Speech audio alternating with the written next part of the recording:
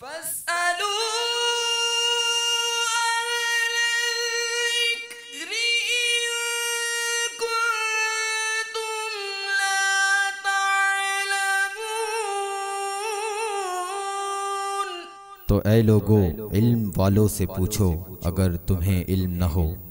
الحمدللہ رب العالمین والصلاة والسلام علی سید المرسلین، اما بعد فاعوذ باللہ من الشیطان الرجیم، بسم اللہ الرحمن الرحیم۔ الصلاة والسلام علیک یا رسول اللہ، الصلاة والسلام علیک یا حبیب اللہ، الصلاة والسلام علیک یا نبی اللہ، وعلی آلک و اصحابک یا نور اللہ۔ میٹھے میٹھے اسلامی بھائیوں، دارالفتاء اہل سنت کے ساتھ ایک مرتبہ پھر حاضر ہیں۔ سلسلے میں سوالات کے باقاعدہ آغاز سے پہلے حصول برکت کے لیے درود پاک کی فضیلت سنتے ہیں۔ نبی کریم صلی اللہ تعالی علیہ وآلہ وسلم نے ارشاد فرمایا، جو مجھ پر ایک مرتبہ درود پاک پڑھے اللہ عز و جل اس پر 10 رحمتیں بھیجتا ہے۔ صلو علی الحبیب صلی اللہ تعالی علی محمد صلی اللہ تعالی علیہ وآلہ وسلم۔ کالز کو سلسلے میں شامل کرنا شروع کرتے ہیں۔ دارالفتاء اہل سنت کے عالم دین ہمارے ساتھ موجود ہیں، انشاءاللہ عز و جل آپ کی کالز کے جوابات عطا فرمائیں گے۔ صلو علی الحبیب صلی اللہ علی محمد صلی اللہ۔ السلام علیکم ورحمۃ اللہ وبرکاتہ۔ وعلیکم السلام ورحمۃ اللہ وبرکاتہ۔ اگر کوئی امام صاحب نماز میں احتیاطاً سجدہ صاف کریں، مقتدیوں کی نماز کے بارے میں کیا حکم ہوگا؟ انشاءاللہ تو ایک اور سوال چلائیے۔ میں عبدالقادر سعودی عرب جدہ آبادی گوئدہ سے بات کر رہا ہوں۔ میرا سوال یہ ہے کہ میں 15 سال پہلے حج کیا تھا، اب مجھے حج کرنے کا نیت ہے، شوق ہے، لیکن میرا اقامہ بہت سال ہو گئے، ان کا ڈیٹ نہیں ہے، کیونکہ حج کرنے میں سعودی حکومت کی اجازت لینا پڑتی ہے۔ میں کیا کروں؟ میں یہ سوال کرنا چاہتا ہوں، میں حج پہ جانا چاہتا ہوں لیکن اقامہ نہیں ہے، میں کیا کروں؟ انشاءاللہ آپ کے سوال کا بھی جواب دیتے ہیں۔ حضور پہلا سوال تھا کہ امام صاحب نماز پڑھ رہے ہیں، ان کو شک پڑا کہ سجدہ صاحب کرنے کی حاجت ہے کہ نہیں، تو احتیاطاً انہوں نے سجدہ صاحب کر لیا، تو اب مقتدیوں کی نماز اور خود امام صاحب کی نماز کا کیا حکم ہے؟ الحمدللہ رب العالمین والصلاة والسلام علی سید الانبیاء والمرسلین، اما بعد فاعوذ باللہ من الشیطان الرجیم، بسم اللہ الرحمن الرحیم۔ سجدہ سہو جب واجب ہے تو اس صورت کے اندر تو امام سجدہ سہو کرے گا، اور امام کے ساتھ جو مقتدی ابتدا سے شامل ہیں وہ بھی سجدہ سہو کریں گے، اور جو مقتدی ابتدا سے تو شامل نہیں ہیں لیکن 1 یا 2 رکعت کے بعد شامل ہوئے ہیں، جن کو مسبوق کہا جاتا ہے، جنہوں نے امام کے سلام پھیرنے کے بعد اپنی نماز بقیہ جو رکعتیں امام کے ساتھ رہ گئی ہیں وہ پڑھنی ہوتی ہیں، تو وہ یہ کریں گے کہ امام کے ساتھ سجدہ سہو کریں گے۔ البتہ جب امام سجدہ سہو کا سلام پھیرے گا تو وہ سلام نہیں پھیریں گے، بلکہ اللہ اکبر کہہ کے جب امام رکوع سجدے میں جائے گا تو اس وقت سجدے میں چلے جائیں گے۔ پھر جب امام 2 سجدے کر کے اٹھے گا، پھر اس کے بعد جب امام سلام پھیرے گا تو اب یہ اپنی بقیہ رکعت پڑھنے کے لیے کھڑے ہو جائیں گے۔ لیکن جب امام پر سجدہ سہو واجب نہیں ہے، احتیاطاً کیا، بعد میں معلوم ہوا کہ اس پر سجدہ سہو لازم نہیں تھا، بغیر سجدہ سہو کے بھی نماز ہو جاتی، تو اس صورت میں امام کی نماز اور جو مقتدی شروع سے لے کے آخر تک امام کے ساتھ شامل ہیں ان کی نماز تو ہو جائے گی، ان کی نماز میں خلل واقع نہیں ہوگا، لیکن وہ نمازی جو کہ دیر سے نماز کے ساتھ شامل امام کے ساتھ جو ہے وہ نماز میں شامل ہوئے ہیں، ان کی نماز جبکہ وہ امام کے سجدہ سہو کے اندر چلے جائیں گے تو ان کی نماز فاسد ہو جائے گی، تو ان کی نماز نہیں، ان کی نماز ٹوٹی آئے گی۔ تو اس لیے اگر کوئی اپنی انفرادی نماز ادا کر رہا ہے، علیحدہ نماز ادا کر رہا ہے، اس میں اس کو شک و شبہ ہوتا ہے، اب اس میں احتیاطاً جو ہے وہ سجدہ سہو کرتا ہے تو وہ تو پھر بھی جو ہے اس میں کوئی قباحت نہیں ہے، لیکن جب امام ہے تو امام کو اولاً تو یہ چاہیے کہ احکام جو ہے وہ معلوم کرے، مسائل سیکھے۔ جب امامت کے منصب پر کھڑا ہے اور اس کے پیچھے ایک قوم کھڑی ہے جنہوں نے اس کے اوپر ہی جو ہے وہ اعتماد اور پیروی کرنی ہے، تو اس صورت میں اپنے مسائل سیکھے اور اس صورت کے اندر ہی جو وہ کرے۔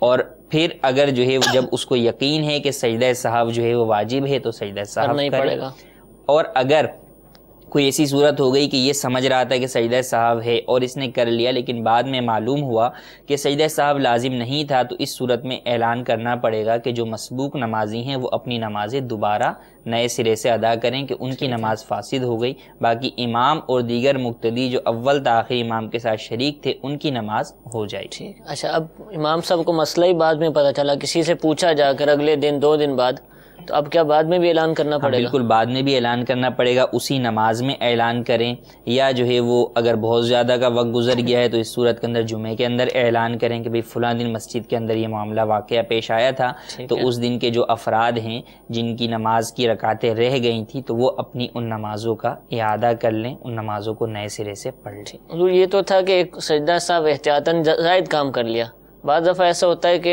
جو مقررہ امام ہوتے ہیں وہ تو نہیں کرتے ہوں گے، کسی کو عارضی طور پر نماز پڑھانی ہے، ویسے کہ جاتے ہوئے پڑھا لی، اب ان کو سجدہ صاحب ہوا تو ہو سکتا ہے چھوڑ دیتے ہوں، بھی لوگ بولیں یار کیا کر رہے ہیں، سجدہ صاحب کر رہے، اس کو نماز ہی نہیں پڑھانے آتی۔ تو اب اگر کوئی ایسا کرے کہ سجدہ صاحب واجب تھا لیکن نہیں کیا، سلام پھیر دیا، نماز ہوگی، چلے گئے، تو اب اس کا کیا حکم ہے؟ دیکھیں اصل میں ہے کہ جب امام ایک امامت کے منصب پر جب ایک شخص کھڑا ہو رہا ہے تو اس میں ٹیمپریری کھڑا ہو، عارضی کھڑا ہو یا مستقل بنیاد پر کھڑا ہو، ایک دن کی نماز پڑھانی ہو یا ہمیشہ کے لیے 5 سال کے لیے آپ اسے امام مقرر کر رہے ہیں، یا جو ہے وہ ایک وقت کی نماز پڑھانی، ذمہ داری ہر امام کی جو ہے وہ برابر ہے۔ مسائل سیکھنا اور مسائل کے مطابق درست نماز کی ادائیگی کرنا یہ ضروری ہے، کیونکہ اب اس کی اپنی نماز کا مسئلہ نہیں ہے، پیچھے والوں کی نماز بھی اسی کے اوپر ہے۔ صحیح۔ تو اب اپنی نماز میں اگر کوئی غلطی ہو گئی بعد میں پتہ چلا تو اس کو خود دہرا لے گا، لیکن جب پیچھے والوں کی نماز اس کے اوپر ہے اور اس کی نماز میں غلطی ہوگی تو اب اپنی تو دہرائے گا، ان سب کو اعلان بھی کرنا ہوگا، اعلان کرنے کے ساتھ ساتھ اب ان کو ڈھونڈنا یہ ایک اور الگ مسئلہ ہوگا۔ تو دوسروں کی نماز سے متعلق تو خاص جو ہے وہ خیال رکھنا ضروری ہے، کوئی کتنا ہی جو ہے وہ آپ کو پریشر کرے کہ آپ نماز کے لیے آگے بڑھ جائیں، آپ داڑھی والے ہیں، آپ بزرگ ہیں، آپ ٹوپی پہنتے ہیں، آپ تو جناب اتنے بوڑھے ہو گئے ہیں، 70 سال عمر ہو گئی، یار آپ نماز پڑھا دیں، جب تک آپ اس چیز کے اہل نہیں ہیں لوگوں کے کہنے میں آگے ہرگز نہ بڑھیں، ٹھیک ہے، کیونکہ اگر کل کو غلطی ہو جائے گی، سارے معاملات ہوں گے تو وہ آپ کو سنبھالنے پڑیں گے، لوگ اس وقت آپ کے پاس نہیں آئیں گے۔ ٹھیک ہے، مسائل سیکھیں، جو اہل ہو وہی آگے بڑھیں، صحیح۔ جب اہل نہیں ہیں تو اس صورت کے اندر معذرت کریں، کوئی بھی اہل نہیں ہے تو سب اپنی اپنی علیحدہ نماز ادا کر پڑھ لیں، لیں، لیکن جو ہے وہ غلط جو ہے وہ امامت ایسا شخص ہرگز نہ کرائے جو کہ امامت کا اہل نہیں ہے۔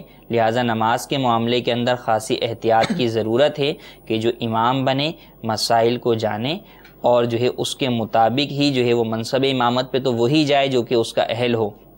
ایک عام نماز پڑھنے کے اندر اپنی نماز پڑھنے میں بہت سارے اعتبار سے جو ہے وہ اس کو چھوٹ دے دی جاتی ہے کہ اگر وہ اپنی نماز پڑھ لے گا تو اس کی ہو جائے گی، لیکن جب وہ امامت کے منصب پہ آتا ہے تو پھر اس صورت کے اندر جو ہے وہ شرائط ہوتی ہیں، ان شرائط کی پیروی کرنا، ان شرائط پر پورا اترنا یہ اس کے لیے ضروری ہوتا ہے۔ اگر امام شرائط امامت پر پورا نہیں اترتا تو اس صورت کے اندر اسے آگے کرنا بھی جائز نہیں ہے اور اسے خود آگے بڑھنا بھی جائز نہیں ہے۔ عموماً ہوتا ہے کہ سفر میں جو ہے چلو بھائی سفر میں ہے 4-5 اکٹھے ہیں تو امامت ہی کروا لیتے ہیں، جماعت ہی کروا لیتے ہیں، آفس میں لنچ ٹائم ہوا، نماز کا وقت آیا تو جماعت ہی کروا لیتے ہیں۔ جماعت تو اچھی چیز ہے لیکن اس کے لیے چاہیے کہ امام بھی داڑھی ہے نہیں ہے یا جو ہے وہ کام وہ سود کا کرتا ہے یا اور بہت سارے مسائل ہیں، مسائل ہی نہیں پتہ، نماز پڑھنا ہی نہیں آتی، یعنی بات یہ تو دیکھیں وہ ہے جو کہ ہر مسلمان پر ویسے ہی ضروری ہے کہ نماز سیکھنا فرض ہے، تو کم از کم آپ اپنی نماز اتنی تو درست کریں کہ اگر جب آپ اپنی نماز پڑھیں تو وہ تو درست ہو جائے۔ تو ہمارے ہاں تو اس کی بھی کمی ہے، چاہے جائے کہ وہ امامت کے منصب پر جو ہے وہ فائز ہو۔ ٹھیک ہے، جزاک اللہ۔ حضور دوسرا سوال عبد القادر بھائی جدہ شریف سے سوال کیا کہ 15 سال پہلے انہوں نے حج کیا تھا اور اب دوبارہ بڑا شوق ہے حج کریں، لیکن ان کے پاس اقامہ نہیں ہے اور گورنمنٹ کا اصول ہے کہ اقامہ ہوگا تو حج کریں گے، تو اب کیا کریں؟ تو دوسرا سوال میں یہ بھی ایڈ کرتا ہوں کہ جب ان کے پاس اقامہ نہیں ہے تو یہ جدہ شریف میں رہ کیسے رہیں؟ تو اس کے حوالے سے بھی ارشاد فرمائیے۔ تو دیکھیں حج تو زندگی کے اندر ایک بار جو ہے وہ فرض ہے، جس شخص نے ایک بار حج فرض ادا کر لیا تو اس کا حج فرض ادا ہو گیا۔ ٹھیک ہے، اب حج فرض کے بعد اب یہ جیسے اب یہ جو حج ادا کریں گے لازمی سی بات ہے حج نفل ہوگا، نفل حج ہوگا، تو اگر یہ ان کا حج فرض ہوتا تو جب بھی ان کو یہی حکم ہوتا کہ قانونی اعتبار سے اجازت نامہ لے کر ہی جو ہے وہ حج کریں، صحیح، غیر قانونی طریقے سے حج نہ کریں، کیونکہ غیر قانونی طریقے سے حج کرنے میں بے شمار پیچیدگیوں کا بھی سامنا کرنا پڑتا ہے، قانونی طور پہ جو ہے وہ جرم بھی جو ہے وہ بنتا ہے، اور اس کے علاوہ جو ہے وہ حالت احرام کے اندر بھی اتار کر واپس کر دیا جاتا ہے۔ اچھا، تو اس صورت میں دم اور احرام کے دیگر چیزیں بھی جو ہے وہ علیحدہ طور پر لازم آتی ہیں، حج کی قضا لازم آتی ہے، تو ایک الگ جو ہے وہ مسائل وہ سلسلہ شروع ہو جاتا ہے، اور اس سے پہلے اس چیز کا اقدام کرنا، یہ جو ہے وہ اپنے آپ کو خود جو ہے وہ جرم کرنے کے اوپر جو ہے وہ پیش کرنا ہے، جرم کرنا ہے، اپنے آپ کو جو ہے وہ قانون کے شکنجے کے اندر جو ہے وہ دینا ہے، تو اس کی بھی شرعاً اجازت نہیں ہے۔ قانونی طریقہ کار کے مطابق ہی جو ہے وہ حج کریں، چاہے حج فرض ہو یا نفل ہو۔ قانونی آپ جو ہے وہ ویزا یا اجازت نامہ حاصل کریں، اور اس کے بعد جو ہے وہ آپ حج یا عمرے کی ادائیگی کریں، تاکہ جو آپ عبادت کرنے جا رہے ہیں اس عبادت، عظیم ترین عبادت کی ادائیگی میں آپ سے گناہ سرزد نہ ہو، اول تا انتہا مکمل سلسلہ جو ہے اس عبادت کا وہ نیکیوں والا ہی ہو، گناہوں میں سے کوئی بھی چیز اس میں داخل نہ ہو۔ اور ویسے بھی کسی بھی ملک کے اندر رہیں تو اس ملک کے قانون کی پاسداری کرنا لازم ہے۔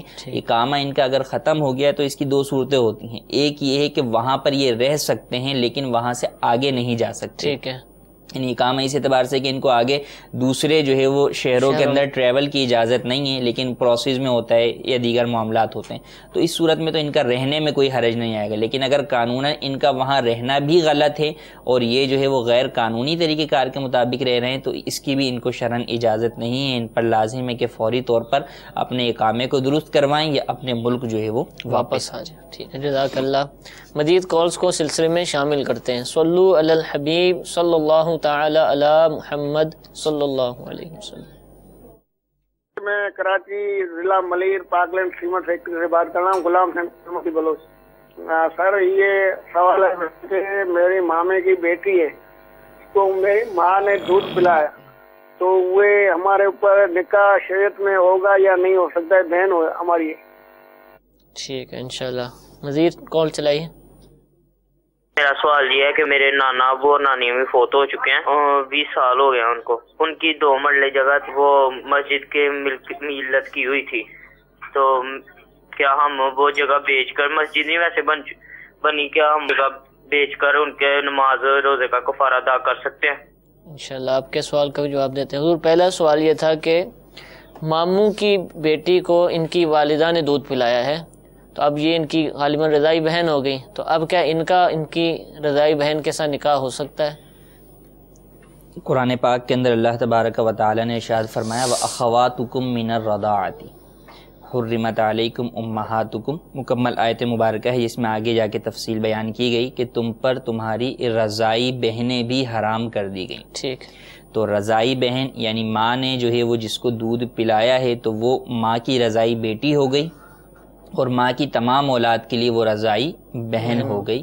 تو جس طرح حقیقی بہن سے نکاح حرام ہے، اسی طریقے سے رضائی بہن سے بھی نکاح حرام ہے۔ قرآن پاک کی آیت مبارکہ سے اس کی حرمت ثابت ہے۔ ٹھیک ہے، یہ نکاح نہیں کر سکتے۔ تو دوسرا سوال یہ تھا کہ ان کے نانا نانی 20 سال پہلے انتقال کر گئے تھے، اور ان کی 2 مرلے زمین تھی، اور انہوں نے مسجد کے لیے اس کو مقرر کر دیا تھا، وقف کر دیا تھا۔ اب مسجد ابھی تک نہیں بنی ہے، تو کیا یہ لوگ اس زمین کو بیچ کر جو ہے وہ ان کے فدیے وغیرہ یا ان کے جو بھی قرض وغیرہ ہیں وہ ادا کر سکتے ہیں؟ اور اس طرح یہ وقف جو کیا جاتا ہے مسجدوں کا کہ ورثاء کا انتقال ہو گیا یعنی وارث کا انتقال ہو گیا تو اس کی طرف سے وقف کر دیا، اس کا بھی حکم ارشاد فرمائیں۔ دیکھیں اب یہ ہے کہ انہوں نے کہا کہ نانا نانی کا انتقال ہو گیا، 30 سال پہلے انتقال ہوا۔ سوال یہ ہے کہ وہ جو ان کی زمین تھی وہ زمین انہوں نے خود وقف کی تھی یا انہوں نے تو وقف نہیں کی تھی، بعد میں کسی ماموں نے یا کسی جو ہے وہ ان کی اولاد میں سے کسی نے جو ہے وہ وقف کر دی اس کو۔ تو اب یہ ہے کہ عمومی طور پہ اس طرح بھی ہوتا ہے کہ اب جو ہے وہ بڑے بوڑھوں کی جو اس طرح کی زمین ہوتی ہے، بعد میں کوئی وارث جو ہے وہ اس کی شرعی تقسیم نہیں ہوتی، صحیح، اور اٹھا کے جو ہے وہ والدین کے ایصال ثواب کے لیے کوئی بیٹا یا کوئی بیٹی جو ہے وہ دے دیتے ہیں۔ تو بات یہ ہے کہ جب کوئی شخص انتقال کر جاتا ہے تو اس کی جو بھی جائیداد ہے، چاہے منقولہ ہے یا غیر منقولہ ہے، جو بھی اس کی ملکیت میں چیز تھی وہ اس کی ملکیت سے اس کے انتقال کے ساتھ ہی ختم ہو گئی۔ اچھا، اس کی ملکیت ختم، اس کی ملکیت ختم ہو گئی، اور اب اس چیز کے اندر اس کے ورثاء کی ملکیت آ گئی۔ ٹھیک ہے، بیٹے ہیں تو بیٹوں کی ملکیت اس میں آ گئی، بیٹیاں ہیں تو بیٹیوں کی ملکیت آ گئی، صحیح. اسی طریقے سے زوجہ ہے تو زوجہ کی آ گئی، حتیٰ کہ اگر مرنے والے کے والدین میں سے بھی کوئی زندہ ہے تو ان کی بھی ملکیت آ گئی. یہ بھی عموماً جو ہے وہ اس چیز پہ بھی لوگ چوکنا ہو جاتے ہیں کہ بھئی یہ تو ہمارے والد صاحب کی جگہ ہے، اس میں دادا دادی یا نانا نانی کا حصہ کیسا کہاں سے آ گیا. تو بات یہ ہے کہ اللہ تبارک و تعالی نے جس طرح مرنے والے کی مال کے اندر اس کی اولاد کو وارث بنایا ہے، اسی طریقے سے اس کے والدین کو بھی وارث بنایا ہے.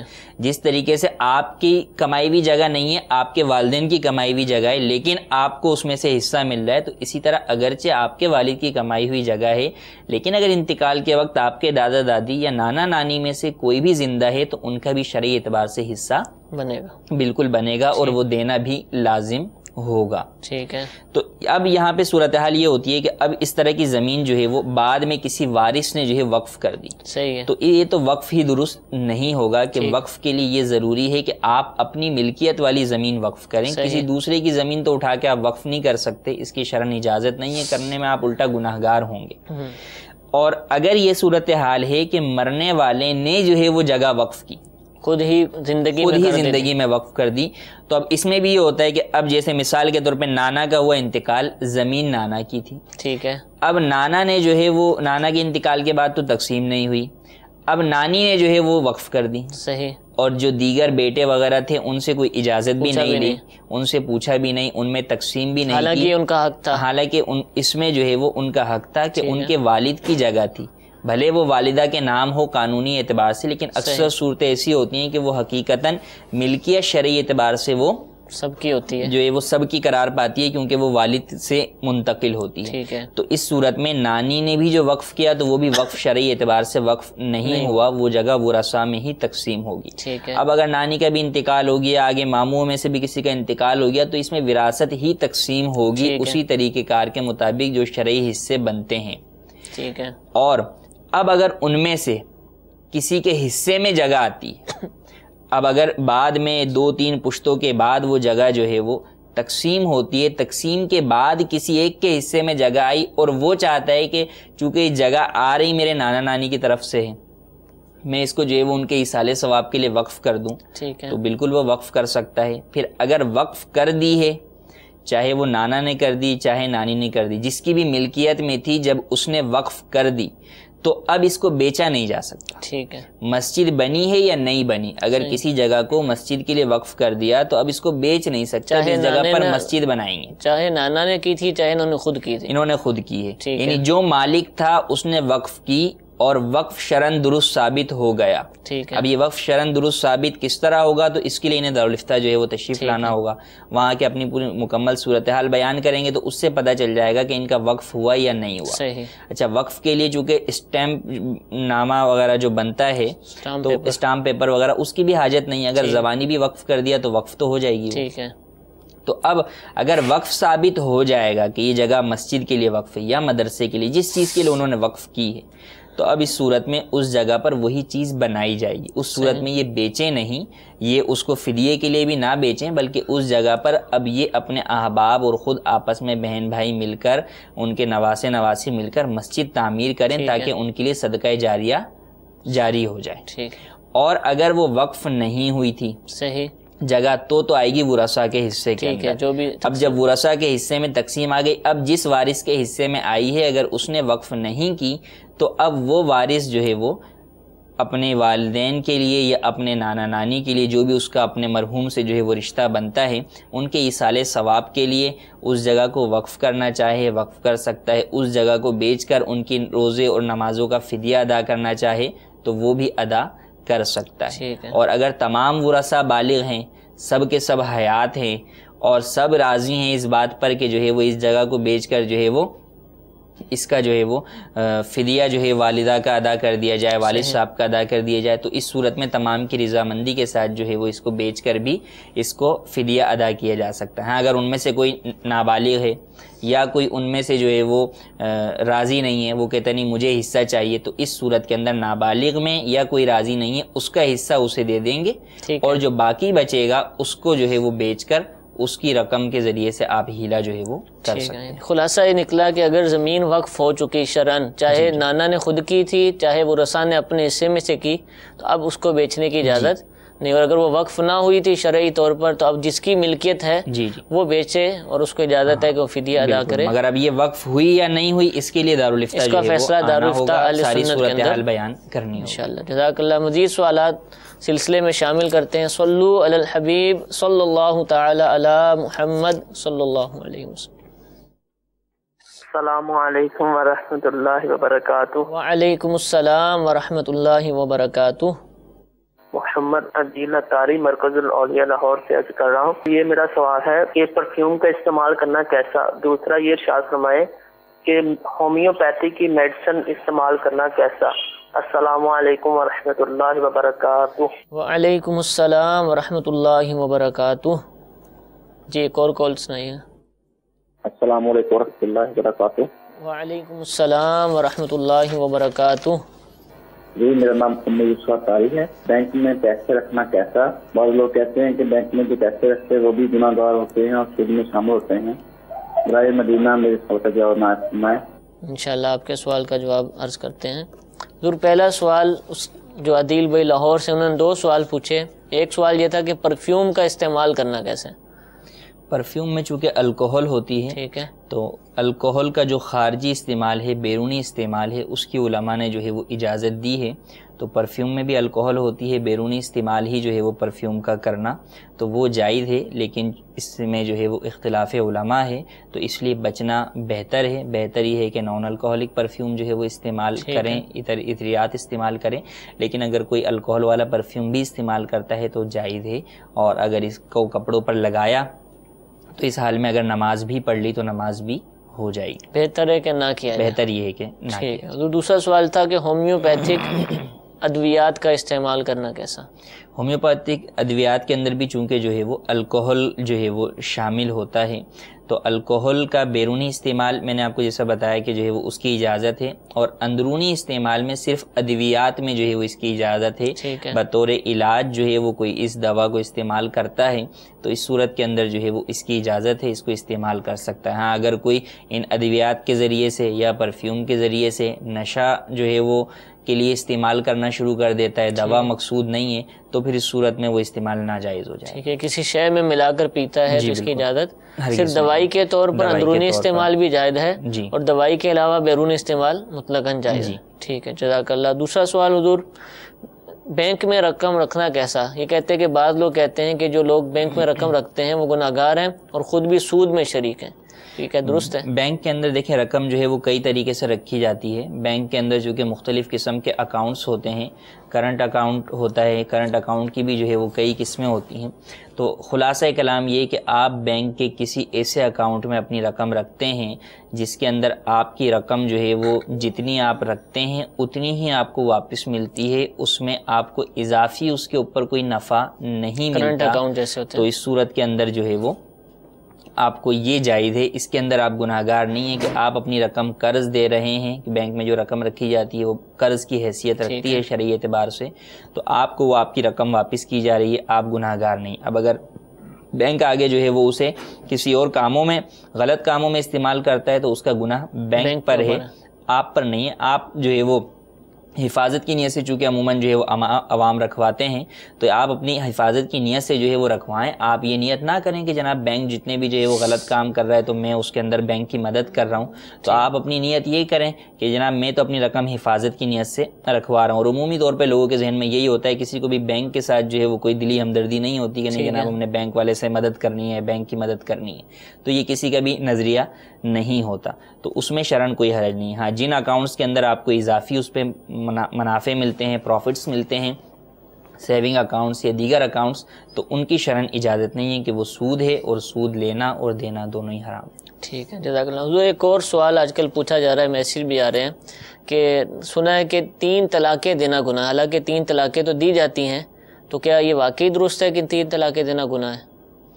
دیکھیں طلاق جو ہے وہ اللہ تبارک و تعالیٰ کے نزدیک جو ہے وہ حلال چیزوں میں سب سے زیادہ ناپسندیدہ چیز جو ہے نا وہ طلاق ہے۔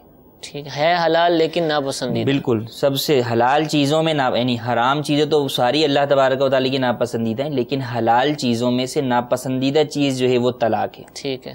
اور بغیر کسی معقول وجہ کے بلا عذر شرعی جو ہے وہ طلاق دینا اسلام میں سخت ناپسندیدہ ہے اور ناجائز اور گناہ بھی ہے. طلاق ہو جائے گی. طلاق ہو جائے گی. ٹھیک ہے. لیکن اس طرح بغیر جو ہے وہ کسی وجہ کے کسی عورت، چونکہ ایذائے مسلم ہے نا، ایذائے مسلم تو ویسے ہی حرام ہے. صحیح. تو اب عام مسلمان کو تکلیف دینا حرام ہے، چاہے جائے کہ جو ہے وہ اپنی شریک حیات کو جو ہے وہ بلا وجہ تکلیف دی جائے اور اسے جو ہے وہ نکاح سے خارج کر دیا جائے. ٹھیک ہے. تو اس کی اسلام ہرگز اجازت نہیں دیتا. شریعت مطہرہ یہ کہتی ہے کہ اگر آپس میں رہتے ہوئے ساتھ کوئی اس طرح کی سچویشن آ جاتی ہے کہ اب جو ہے وہ آپس میں معاملات نہیں بن رہے، تو اب شریعت مطہرہ جو ہے وہ قرآن کریم میں اللہ تبارک و تعالی جو ہے وہ اس کے احکامات بیان کرتا ہے کہ ایک مسلمان کو آپس میں جب اپنی شریک حیات کے ساتھ رہتا ہے، اونچ نیچ ہو جاتی ہے، شکرنجی ہو جاتی ہے، تو اب وہ کیا کرے. تو اول اللہ تبارک و تعالیٰ فرماتا ہے فَعِذُوهُنَّ، تم انہیں نصیحت کرو. اچھا، پہلے انہیں سمجھاؤ. اگر ان کی طرف سے کوئی کوتاہی سامنے آ رہی ہے تو ان کی نصیحت کرو، قرآن و احادیث انہیں بتاؤ، اسلامی احکامات اور آداب بتاؤ کہ ایک شوہر بیوی کس طریقے سے زندگی گزارتے ہیں، اسلام کا طریقہ کار کیا ہے. پھر وَاهْجُرُوهُنَّ فِي الْمَضَاجِعِ، اور اگر اس سے بھی فرق نہ پڑے، نصیحت کر لی لیکن وہ جو ہے باز نہیں آ رہے، رشتے کے اندر جو ہے وہ دوبارہ وہ پختگی نہیں آ رہی، تو اب اس صورت میں اپنے بستر الگ کر لو. ناراضگی کا ایک انداز ہے کہ جب بستر الگ ہوں گے تو اس سے یہ ہوگا کہ طلاق کے بعد جو تنہائیاں ہوتی ہیں اس تنہائی کی ایک صورت سامنے آ جائے گی چند دنوں کے اندر ہی، چند لمحات کے اندر ہی، چند راتوں میں ہی، کہ جو آپس میں افراد ساتھ رہتے تھے میل جول آپس میں بات چیت بند کر دیں گے، الگ بستر کر کے سوئیں گے، تو وہ بعد والی صورتحال سامنے آ جائے گی. تو جس کو راہ راست پر آنا ہوگا وہ راہ راست پر آ جائے گا. ٹھیک ہے. پھر فرمایا وَاضْرِبُوهُنَّ، پھر بھی اگر وہ باز نہ آئیں تو ان کی تادیب کرو، ان کو جو ہے وہ تادیب کے ساتھ جو ہے وہ راہ راست پر لانے کی کوشش کرو. ٹھیک ہے. اور پھر بھی اگر نہ ہو تو پھر جو ہے وہ جا کر طلاق کا اسٹیپ آتا ہے، اور اس میں بھی شریعت کہتی ہے کہ طلاق اگر آپ دے رہے ہیں سارے معاملات جو ہے وہ، بلکہ اس اسٹیپ سے پہلے ایک اور اسٹیپ ہے، وہ یہ ہے کہ اب اگر یہاں پہ جو ہے وہ تادیب پہ بھی معاملہ جو ہے وہ درست نہ ہوا تو اب کیا کرو، اپنی طرف سے اور بیوی کے گھر والوں کی طرف سے ایک ایک جو ہے وہ فرد کو بطور حکم کے بلا لو کہ وہ تم دونوں کے درمیان صلح کرا دیں، فیصلہ کرا دیں. آپس میں جو ہے وہ خود نہیں بن رہی تو بڑوں کو بٹھا لیں، وہ دیکھ لیں کہ بھئی غلطی کس کی ہے، جس کی غلطی ہے وہ اسے تنبیہ کر دیں کہ بھئی غلطی تمہاری ہے، تم جو ہے وہ اپنی غلطی کو درست کرو، اور جو سامنے والا کہہ رہا ہے یا کہہ رہی ہے وہ درست ہے. صحیح ہے. تو اب اس طریقے کار پر عمل کرے. اور فرمائیں اور اگر وہ دونوں جو کہ حکم دونوں طرف سے ہیں، اگر یہ دونوں افراد اس بات کا ارادہ رکھیں گے کہ ہاں ہم جو ہے وہ آپس میں صلح کرانے دیں گے، ان کی خود نیت یہ ہو کہ ہم صلح کرانا چاہتے ہیں، تو اللہ تبارک و تعالیٰ زوجین کے مابین جو ہے وہ موافقت کر دے گا، محبت پیدا کر دے گا، آپس میں اتفاق ہو جائے گا، لڑائی جھگڑا ختم ہو جائے گا. اب اگر اس سے بھی معاملہ جو ہے وہ نہ ہو، حکم بھی بیٹھ گئے، سارے معاملات ہو گئے، کچھ بھی جو ہے وہ صورت نہیں بن رہی، طلاق کی ہی صورت بنتی ہے، تو اب شریعت کہتی ہے کہ 3 طلاق ہرگز نہ دی جائیں. کہ 3 طلاقیں ایک ساتھ دینا یہ گناہ ہے، اسلام میں ہرگز اس کی اجازت نہیں ہے. اب وجہ شرعی بن رہی ہے تو اس صورت میں بھی شریعت کہہ رہی ہے کہ صرف ایک طلاق دی جائے، اور وہ بھی عورت کے پاکی کے ایام میں دی جائے. شوہر جو ہے وہ ان پاکی کے ایام کے اندر عورت کو ایک طلاق دے، عورت حاملہ نہ ہو، اور صرف ایک طلاق دے کر اسے چھوڑ دے. ٹھیک ہے. اب اس سے جو ہے وہ رجوع نہ کرے، اس کے پاس بھی نہ جائے، زبانی رجوع بھی نہ کرے، اور دوسری تیسری طلاق بھی اسے ہرگز نہ دے. اب کیا ہوگا کہ اگر عورت کی عدت جو ہے وہ گزر جائے گی تو اس کا فائدہ یہ ہوگا کہ عورت نکاح سے باہر ہو جائے گی. اور عدت کے اندر اگر دونوں کو آپس میں جو ہے وہ خیال آ جائے، دونوں راہ راست کی طرف آ جائیں، تو اس صورت میں رجوع کر لیں گے. شوہر صرف کہہ دے گا کہ میں نے تم سے رجوع کیا تو رجوع ہو جائے گا. اور اگر عدت گزر گئی، راہ راست پر نہ آئے، تو اب کیا ہوگا، دونوں کے راستے الگ ہو جائیں گے، وہ آگے شادی کر لے یا آگے شادی کر لے. لیکن کل کو اگر شادی نہیں کرتے یا کر لیتے ہیں اور پھر بعد میں اپنی غلطی کا احساس ہوتا ہے کہ نہیں میرے لیے وہی بیوی بہتر تھی، بیوی کہتی ہے میرے لیے وہی شوہر بہتر تھا، تو 3 طلاقیں نہیں دیں، ایک دی، شریعت کے حکم پر عمل کیا، تو اس کا فائدہ یہ ہوگا کہ اب دونوں آپس میں دوبارہ نئے نکاح کے ذریعے اپنا گھر بسا سکیں گے، اور آئندہ 2 طلاقوں کا حق ان کے پاس باقی رہے گا، کہ ایک تو دے چکے تھے، 3 طلاقوں کا کل ٹوٹل حق ہوتا ہے، ایک استعمال کر لی تھی تو 2 باقی رہ گئے تھے حق، تو اب اگر دوبارہ نکاح کرتے ہیں تو 2 طلاقوں کا حق باقی رہے گا۔ اور اگر 3 طلاقیں کوئی دے دیتا ہے جذبات میں آ کر، تو اس کا نقصان یہ ہوتا ہے کہ چند گھنٹوں کے بعد ہی پچھتاوا کر رہے ہوتے ہیں کہ پتہ نہیں کیا ہو گیا مجھ سے، کیا معاملات ہو گئے، کچھ سمجھ نہیں آیا۔ اب یہ ہوتا ہے کہ اب جو ہے وہ بغیر حلالہ شرعی کی اور کوئی بھی صورت رجوع کی نہیں ہوتی۔ تو اسی لیے شریعت مطہرہ کہتی ہے کہ آپ شریعت کے احکام پر عمل کرتے ہوئے اولاً تو طلاق کی نوبت ہی نہ آنے دیں، اور اس سے متعلقہ جو بھی طریقہ کار بیان کیے گئے ہیں، 4 اسٹیپ بیان کیے گئے ہیں، ان پر عمل کریں۔ ٹھیک ہے، ان پر عمل کر کے آپس کے معاملات کو اس کے ذریعے سے حل کرنے کی کوشش کریں، اور اگر طلاق کی طرف آئیں بھی تو پھر صرف 1 طلاق والی صورت پر اختیار کریں، 3 طلاق نہ کریں، کہ 3 طلاقیں دینا گناہ ہے، اسلام میں اس کی ہرگز اجازت نہیں ہے۔ اور الحمدللہ عز و جل اسی حوالے سے جو ہے وہ دارالافتاء اہل سنت کی جانب سے جو ہے وہ طلاق دینے سے متعلق مفید مدنی پھول پر جو ہے وہ یہ ایک پمفلیٹ جو ہے وہ دارالافتاء کی جانب سے جو ہے وہ شائع کیا گیا ہے، مختلف جو ہے وہ کافی عرصہ پہلے جو ہے وہ تقریباً 8 سے 9 ماہ پہلے جو ہے وہ یہ جو ہے وہ پمفلیٹ جو ہے وہ دارالافتاء کا جو ہے وہ یہ جیسا کہ زوم کر کے دکھا دیں گے شائع کیا گیا ہے۔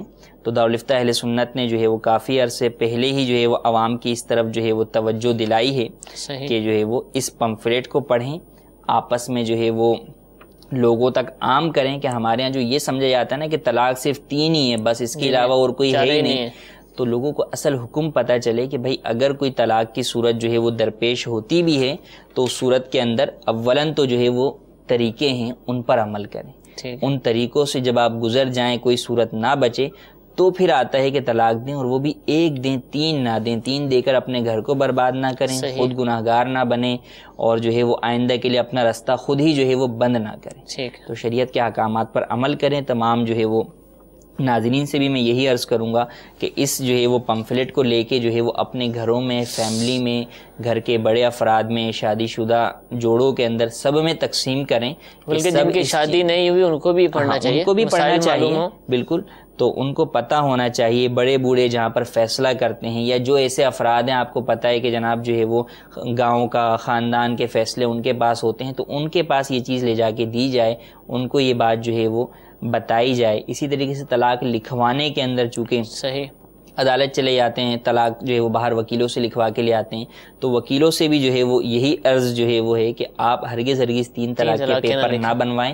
اگر کوئی واقعی بہت پریشان ہے، سارے معاملات ہیں، تو اس صورت کے اندر اول تو آپ اسے کسی عالم دین کی طرف رہنمائی کا کہیں، وہ رہنمائی لے کر آ جائے، اب طلاق کا ہی وہ اصرار کرے تو بھی اس کو 1 ہی طلاق کا کہیں، وہ کتنا ہی 3 طلاق کا کہے آپ اسے سمجھائیں، 3 طلاق کا ہرگز پیپر بنا کر نہ دیں۔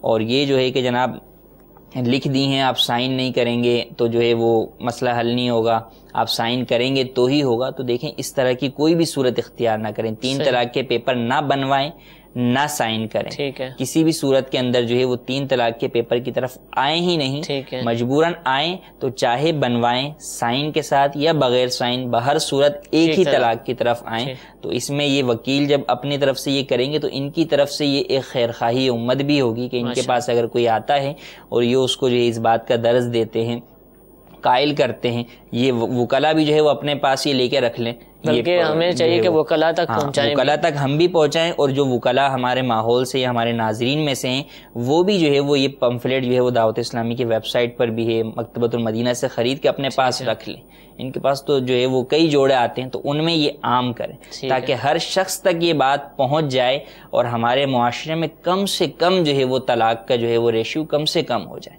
کہ طلاق کی وجہ سے ایک گھر نہیں بلکہ کئی خاندان اجڑ جاتے ہیں۔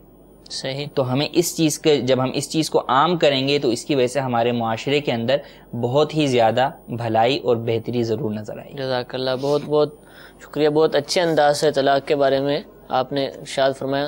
مزید سوالات کو سلسلے میں شامل کرتے ہیں۔ صلو علی الحبیب صلی اللہ تعالی علی محمد صلی اللہ علیہ وسلم۔ محمد ارم اسحاق، برمنگھم UK سے۔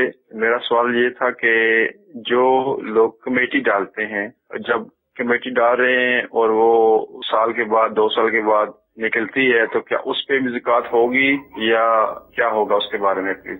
انشاءاللہ ایک اور کال سنائیے. میرا نام محمد اکرم اتاری ہے، نور کالونی حویل لکھا سے عرض کر رہا ہوں. میں دارالفتہ سنت کے سلسلے میں سوال یہ پوچھنا چاہتا ہوں کہ ایک بندے کو پیسوں کی ضرورت ہے، اب وہ سود بھی نہیں لینا چاہتا، تو کھاد ہمارے یہاں ہوتی ہے ادھر دکانوں پہ، تو کھاد کی بوری خرید کے وہاں سے مہنگی ادھار پہ 2-3 ماہ بعد ادھار دینا ہے، وہ 2600 کی لے کے اب وہ 2000 میں اسی دکاندار کو وہاں بیٹھے بیٹھے بیچ یا کسی اور کو بیچ دے اور اپنے پیسے جو ہیں اس کو جو چاہیے وہ ضرورت پوری کر لے. اس طرح کرنا کیسا؟ اس کے بارے میں جواب عطا فرما دے. جزاک اللہ خیر. السلام علیکم ورحمۃ اللہ وبرکاتہ. وعلیکم السلام ورحمۃ اللہ وبرکاتہ. پہلا سوال تھا کمیٹی کی جو جمع شدہ رقم ہے جو ہم نے جمع کروا دی اس پر زکوٰۃ لازم ہوگی؟ کمیٹی کی جو رقم جو ہے وہ آپ کی جمع شدہ ہے، وہ آپ کی ہی رقم ہے، جبکہ کمیٹی اب تک کھلی نہیں ہے، صحیح، آپ کو ملی نہیں ہے، آپ صرف جمع ہی کروا رہے ہیں. تو اس صورت میں وہ رقم کو آپ اپنے مال میں شمار کریں، ٹھیک ہے، اور اس کے علاوہ جو آپ کا مال ہے ان تمام کو مکس کریں اور پھر دیکھیں اگر وہ نصاب کی مقدار کو پہنچتا ہے تو زکوٰۃ لازم ہوگی. اب آپ کے پاس البتہ یہ رعایت ہے کہ جو کمیٹی کی آپ کی رقم ہے اس کی زکوٰۃ دینا آپ پر ابھی لازم نہیں ہے. سال پورا ہوا ہے تو آپ کا جو دیگر مال ہے اس کی تو آپ ابھی دے دیں. جو کمیٹی میں جمع شدہ ہے اس کی زکوٰۃ دینا لازم ہے، ابھی لازم نہیں ہے، بعد میں دے. زکوٰۃ واجب ہو گئی ہے. ادائیگی اس وقت لازم آئے گی جب آپ کو وہ مال ملے، اور جب اس مال کا جو ہے وہ 5واں حصہ، نصاب کا 5ویں حصے کے برابر جو ہے وہ رقم مل جائے گی، تو اس صورت کے اندر جو ہے وہ آپ پر جو ہے وہ اس کی زکوٰۃ لازم ہوگی. لیکن اگر وہ رقم کمیٹی کی آپ کی 3 سال کے بعد ملتی تو پچھلے 3 سالوں کی بھی زکوٰۃ دینی ہوگی. بہتر طریقہ کار یہی ہے کہ اس مال کو دے دیا جائے، اپنے مال میں شمار کر کے ہر سال ہی اس کی زکوٰۃ دے دیں تاکہ بعد میں حساب کتاب میں جو ہے وہ پریشانی نہ ہو. ٹھیک ہے. دوسرا سوال اکرم بھائی حویلی لکھا سے، قرض چاہیے، رقم چاہیے اور سود بھی نہیں دینا چاہتے کیونکہ آج کل لوگ پیسے دیتے ہیں تو سود لینے کا رواج بہت بڑھ گیا ہے. تو اب اس کا ہیلا انہوں نے کہا کہ ہمارے علاقے میں یہ ہوتا ہے کہ کسی دکاندار سے مثال کے طور پہ پیسے لینے ہیں تو اب اس سے کھاد کی بوری خریدی مثال کے طور پہ 2600 روپے کی، اب وہ 2600 روپے چلا گیا دکاندار کے پاس، پھر کچھ ہی دیر بعد وہی بوری جو ہے جو 2600 کی لی تھی اسی دکاندار کو 2000 میں بیچ دی. اب وہ دکاندار 2000 روپے ان کو دے دے گا تو یہ 2000 روپے لے کر گھر آ جائیں گے اور 600 روپے جو ہے دکاندار کو فائدہ حاصل ہو گیا. تو اس طریقے سے دیکھیں اصل یہ ہے کہ حاجت، انہوں نے کہا کہ ضرورت ہے قرض کی. اول تو ضرورت کے اوپر ہی غور کرنے کی حاجت ہوتی ہے کہ وہ ضرورت ہے بھی یا نہیں. ہمارے ہاں اکثر معاشرے کے اندر ایسی چیزوں کو ہم نے ضرورت بنا لیا ہے جو کہ حقیقتاً ضرورت نہیں ہوتی. اب جیسے جو ہے وہ شادی کے جو ہے وہ غیر ضروری اخراجات کے لیے جو ہے وہ ضرورت سمجھا جاتا ہے اور اس کے لیے جو ہے وہ قرضہ لیا جاتا ہے، سود پہ بھی قرضہ لیا جاتا ہے. تو اولاً تو غور کر لیں کہ آپ کس چیز کے لیے جو ہے وہ آپ کو کیا حاجت ہے کہ جناب آپ کو قرض جو ہے وہ لینا ہی لینا ہے. آپ کے دیگر سارے کام ہو رہے ہیں، دیگر سارے معاملات ہو رہے ہیں، اخراجات سب کچھ ویسے ہی چل رہے ہیں، ان کے ذریعے سے آپ اپنے اس چیز کے اوپر جس کی آپ کو حاجت ہے کنٹرول کر سکتے ہیں. لیکن آپ نہیں کرتے اور قرض کی طرف جاتے ہیں اور اس میں بھی یہ ہیلے اختیار کرتے ہیں تو اس کی ہرگز اجازت نہیں ہے کہ بلا وجہ ہیلا کرنے کی اجازت نہیں ہے. ہیلے کی اجازت اگر ہوتی ہے تو وہ ضرورتاً ہوتی ہے کہ کہاں پر اجازت ہے، کیا آپ کو ہے، اور اس کے شرعی طریقہ کار موجود ہوتے ہیں. تو اگر آپ کو کوئی بھی ایسی چیز درپیش ہے تو اپنی وہ ضرورت اور پھر جو آپ طریقہ کار عمل کرنا چاہتے ہیں تو اس سے متعلق جو ہے وہ آپ دارالفتہ میں آ کے خود رہنمائی حاصل کریں. چونکہ ہیلے کے جو معاملات ہوتے ہیں اس میں اصل لاجک کو اور اصل جو ہے وہ چیز کو سمجھنا ضروری ہوتا ہے کہ آیا وہ عقد پہلے کیا تھا اور اب کیا بن رہا ہے. جب تک آپ اس چیز کو سمجھیں گے نہیں، صرف جو ہے وہ زبانی لوٹ پھیر کر لیں گے. آپ سے پوچھیں ہوا کیا، بولے پتہ نہیں کیا ہوا تھا، انہوں نے کہا تھا یوں دے دیجیے گا، یوں کر لیجیے گا، میں نے کر لیا، مجھے تو خود نہیں پتا کیا ہوا ہے. وہ کہہ بھی ہوتے ہیں کہاں یہاں سے پکڑیں یہاں سے پکڑیں، بات برابر ہے.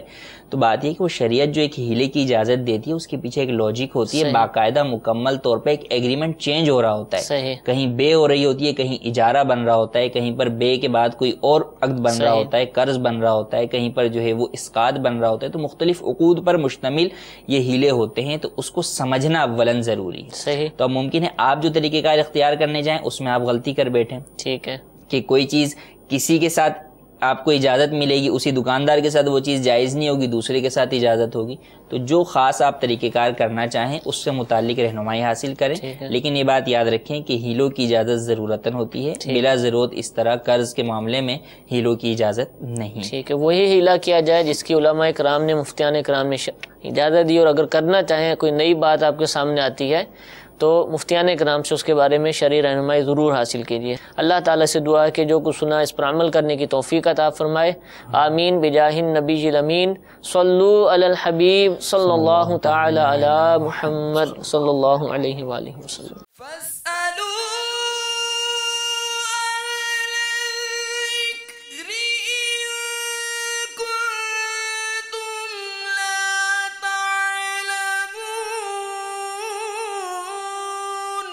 تو اے لوگو علم والوں سے پوچھو اگر تمہیں علم نہ ہو۔